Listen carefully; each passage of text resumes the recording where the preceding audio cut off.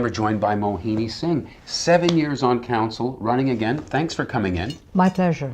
So, after 7 years, is it time to hang it up? Obviously, you don't think so. What's the unfinished business for you on Well, council? you know what, I did give it a lot of thought. I filed my papers just, I think it was Thursday, the day before the You were actually deadline. thinking about it right after Well, that? you know what, I just thought, is it time for me to hang up my hat and give way for some new blood, new ideas, younger people? But and then I thought, no, Kelowna is at the cusp of a lot of changes. I mean, we're already seeing the changes, but we will be seeing. Studies have shown that we can expect to see anywhere from 40 to 50,000 people move here in the next 20 years. That's twice the size of Penticton or Vernon. And we have to prepare for that. Now's not the time to sort of change council and steer the ship in a different direction. We're on a course.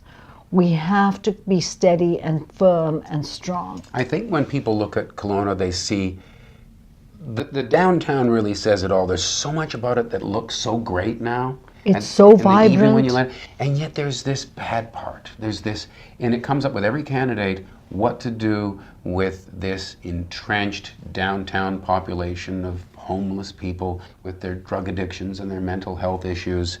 I know you've got the task force completing its work, but you know, a lot of people would say you really let this get too bad.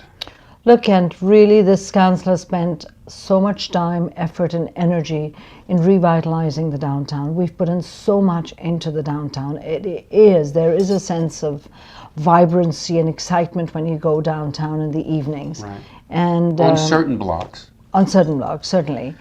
But like a lot of other people, everybody from all walks of life likes to come to Kelowna, and that includes people who are homeless.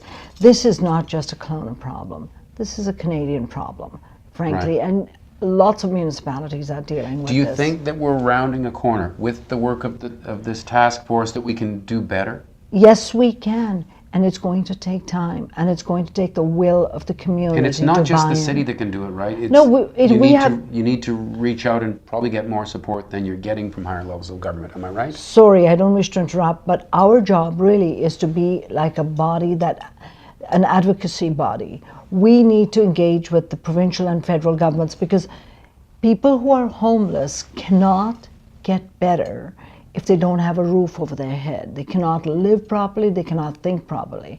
If they're struggling with addictions or mental health issues, they need help. So there has to be different stages for them to go. Housing first, then help, and then their ability to live independently.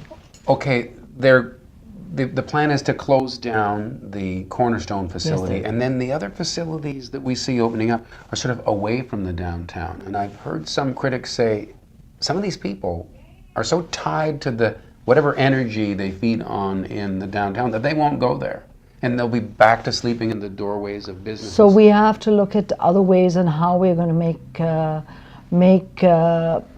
make a difference and get them to go to areas where there is shelter and accommodation for them. And you know, this is going to be a huge approach. It's going to take all social agencies to come together under one umbrella. It's going to take the community to buy in. It's going to take residents to embrace, if not embrace, accept the fact that they have a home for the homeless in their neighborhood. Before we wrap up our 5-minute interview, agriculture, you wanted to bring that up.